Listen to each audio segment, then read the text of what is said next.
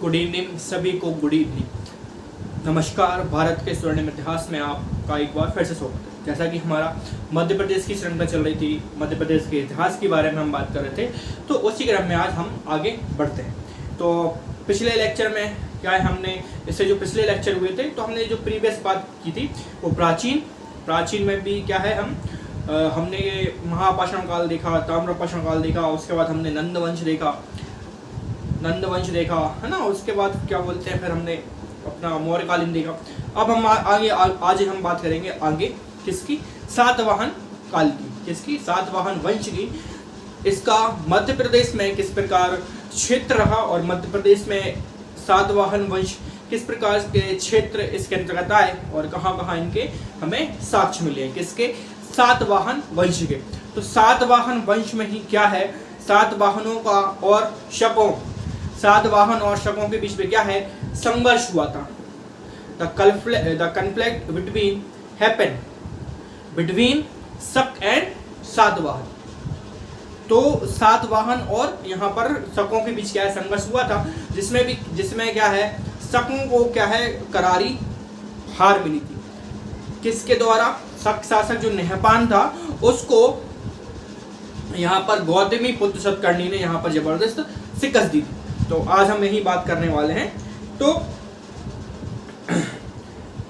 तो जो हम बात कर रहे हैं सातवाहन वंशों की, तो सातवाहन वंशों की अगर हम बात करें तो इन्होंने जो अपना शासन है ना, इन्होंने अपना जो शासन है वो उत्तर भारत में नहीं किया, मतलब उत्तर भारत तक इन्होंने क्या है, नहीं किया सदन। इनका जो शासन रहा है, इनका जो शासनकाल रहा है, इन्होंने जो राज्य किया है वो किया है दक्षिण भारत पर। Do you remember this thing? इन्होंने क्या है, दक्षिण भारत में क्या है, अपना शासन किया है, और क्या है, इन्होंने उत्तर भारत में अपना शासन नहीं किया है। अब हम इसी में हम बात करें मध्य प्रदेश, तो सांची स्फूर्त में, किसमें, सांची का जो स्फूर्त है ये मालवा में इनका उल्लेख है। सांची स्फूर्त में, कहाँ पर में, सांची स्फूर्त मालवा में इनका उल्लेख है। सिक्कों पर क्या है, सिक्कों पर सरिसत उत्कीर्ण है यहाँ पर सिक्कों पर। और गौतमीपुत्र सतकर्णी को तो आप जानते ही हो, इसके जो साक्ष्य है गौतमीपुत्र सतकर्णी के, वो उज्जैन में मिले हैं। वो कहाँ पर मिले हैं, उज्जैन में मिले हैं। यहाँ पर आपको सुनना है और सुनते साथ क्या है, आप इसको लिख सकते हैं और क्या है, आप चीज को क्या है, अपने नोट्स बना सकते हैं। मैं यहाँ क्या है, आपको सुनाने का काम करूंगा एक प्रकार से। हाँ, यही इसी बीच क्या है, शकों और क्या है, सातवाहनों का संघर्ष हुआ और क्या है, शकों को क्या है, करारी हार मिली थी। आगे बात करेंगे। इसका पुत्र जो पुलुमावी हुआ, उसका मध्य भारत पर क्या है, जो मध्य भारत जो है उस टाइम में, मध्य भारत मतलब मध्य प्रदेश था, तो इसके अधीन था। सतकर्णी के जो पुत्र है पुलुमावी इसके अधीन था। ठीक है। उज्जैन में बात करें, छत्र रुद्रदामन को इसने क्या है, करारी हार दी थी। जो रुद्रदामन है शक शासन, उसने क्या है, जो पुत्र है किसका, पुलुमावी, उसको क्या है, करारी हार दी थी। किसने, रुद्रदामन ने। अगर हम बात करें अंततः क्या, दोनों के बीच में क्या है, वैवाहिक संबंध स्थापित हो गए और दोनों के बीच क्या है, जो कॉन्फ्लिक्ट था, जो संघर्ष था, वो खत्म हो गया। फिर क्या है, जो पुलुमावी को क्या है, अपना राज्य वापस मिल गया। रुद्रदामन ने उसको क्या है, अपना राज्य वापस कर दिया। चूंकि क्या है, वैवाहिक संबंध स्थापित हो गए थे, तो क्या है, दोनों ने क्या है, दोनों की संधि हो गई थी, तो पुलुमावी को क्या है, अपना जो शासन है वो राज्य वो वापस मिल गया था। उसके बाद सातवाहन वंश का अंतिम शासक कौन है, अंतिम शासक है यज्ञश्री सतकर्णी। कौन है, यज्ञश्री सतकर्णी। और इसके जो सिक्के हैं वो हमें विदिशा में मिले हैं, विदिशा में मिले हैं और देवास में मिले हैं। अब हम बात करते हैं, यहाँ तक हमने सातवाहन वंश की बात की, जो कि मध्य प्रदेश में इसके बारे में इतना ही क्या है, दिया था। अभी हम इतिहास की बात नहीं कर रहे हैं। We did not discuss about whole history, we only discuss MP GK। तो अगर हम बात करें किसके बारे में, अब हम बात करेंगे इंडो यूनिक काल के बारे में। इसका मध्य प्रदेश में किस प्रकार से, मध्य प्रदेश में किस प्रकार के साक्ष्य मिले, कौन कौन से एविडेंस मिले इनके बारे में। तो अगर हम बात करें इनका काल अगर हम बात करें तो 200 ईसा पूर्व से 50 ईसा, 200 से 50 ईसा। मौर्य के बाद आफ्टर मौर्य, लेटर मौर्य के बाद जो इंडो यूनानी जो शासक है उसके बारे में। मौर्य के बाद क्या है भारत में, जब मौर्य साम्राज्य यहाँ पर क्या है समाप्त हो गया एक प्रकार, और फिर भारत में क्या है छोटे छोटे जो क्षेत्रीय शक्तियाँ हैं उनका उदय हुआ, और इन्हीं छोटी शक्ति के बीच उदय में क्या है फिर इंडो यूनानी जो शासन है, साम्राज्य है, वो भारत में क्या है स्थापित हुआ। डिमेट्रियस वंश, अगर आपने देखा होगा डिमेट्रियस वंश, अगर आपने हिस्ट्री पढ़ी होगी तो उसके बारे में आप जानते होंगे डिमेट्रियस वंश। तो राजा कौन है इसका राजा है मिनांडर, सबको पता है अगर आपने हिस्ट्री पढ़ी होगी।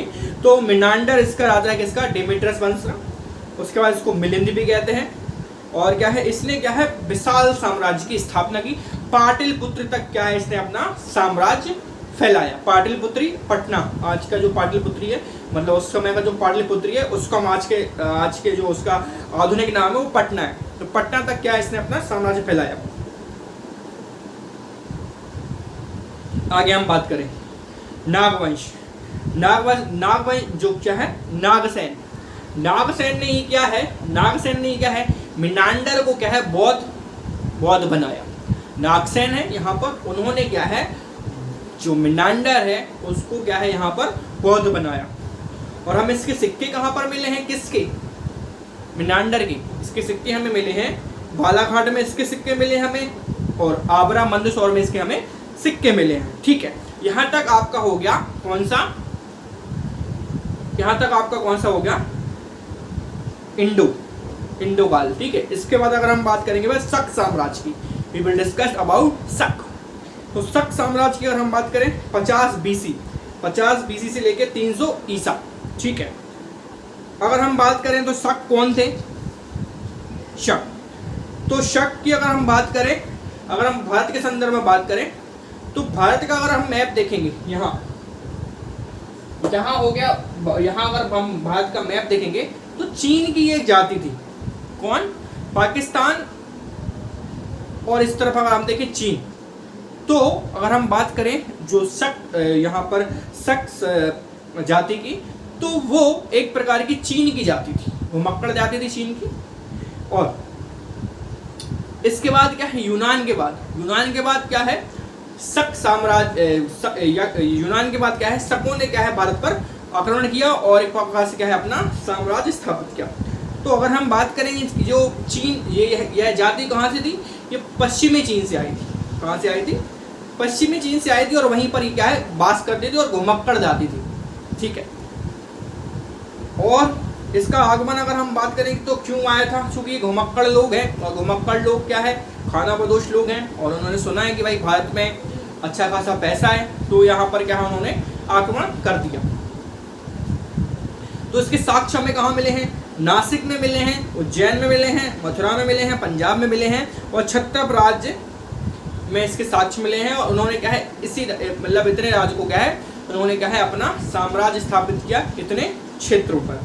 अब मध्य प्रदेश के संबंध में बात करें तो नासिक उज्जैन में, नासिक और उज्जैन यहाँ पर क्या है महत्वपूर्ण शक साम्राज्य हुआ। क्षहरत और कारदमक वंश हुआ। तो क्षहरत वंश में अगर हम बात करें तो इसका जो प्रसिद्ध राजा था वो था भूमक इसका प्रसिद्ध राजा था, और नहपान का क्या है आप सब तो जानते हो कि गौतमीपुत्र सतकर्णी से क्या है इसका संघर्ष हुआ, और बाद में क्या है गौतमीपुत्र सतकर्णी ने क्या है नहपान को पूरी तरह पराजित कर दिया। तो हम बात करें सिक्के कहाँ मिले हैं इसके भूमक के, तो शिवपुरी और जुगल थम्बी में इसके क्या है इसके साक्ष्य मिले हैं।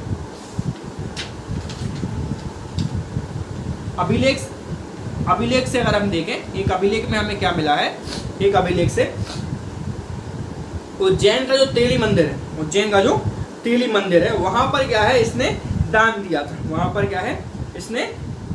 था।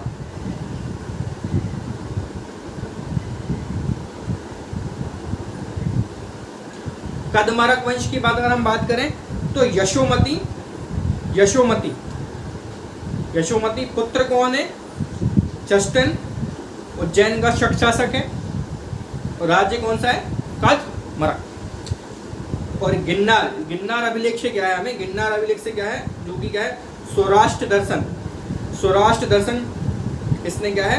एक जो सुदर्शन तट का क्या है?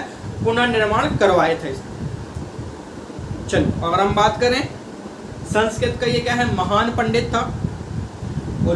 रुद्रसेन तृतीय उज्जैन का संपूर्ण अंतिम शासक था, अंतिम संस्थापक था रुद्रसेन तृतीय। अगर हम बात करें फिर आगे, चंद्रगुप्त विक्रमादित्य ने उज्जैन का विलय गुप्त साम्राज्य में कर लिया था। किसने? चंद्रगुप्त विक्रमादित्य ने क्या है? फिर उज्जैन का विलय कहाँ कर लिया था? गुप्त साम्राज्य में कर लिया था। इसके साथ क्या है? भारत से एक सत्ता जो है, कौन सी सत्ता? शक सत्ता है, वो समाप्त हो गई थी। अब हम बात करेंगे किसकी? कुषाण राज्य की। किसकी? कुषाण राज्य की। ये हमारा अंतिम है। इसके बाद फिर हम क्या है, जो अगला जो डिस्कस है वो हम अगले उसमें करेंगे। किसमें? अगले वीडियो में करेंगे। तो कुषाण की अगर हम बात करें तो इसके जो सिक्के हैं कुषाण के, कनिष्क जो कुषाण है उसका जो प्रतापी राजा है वो कनिष्क हुआ। और कनिष्क के सिक्के हमें कहाँ से मिलते हैं? कनिष्क के सिक्के हमें मिलते हैं शहडोल से मिलते हैं, भेड़ाघाट। कुषाण कालीन से क्या है? हमें दो मूर्ति लेख मिले हैं। इसमें क्या है? बौद्ध प्रतिमाएं हैं, है ना। और जबलपुर तेवर। यहाँ पर उत्तराधिकारी की हम बात करें, वासुदेव के सिक्के मिले हमें यहाँ से, ठीक है। उसके बाद शहडोल, हरदा, ठीक है। उसके बाद क्या है? बौद्ध प्रतिमा का दुभिता निर्माण करवाया था इसने। और क्या है?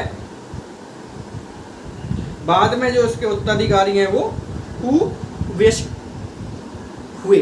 तो यहाँ तक क्या है? हमने कुषाण साम्राज्य तक हमने मध्य प्रदेश के संदर्भ में हमने इनका इतिहास जान लिया था। तो मध्य प्रदेश में इनका किस प्रकार का मतलब इतिहास था वो हमने देखा था।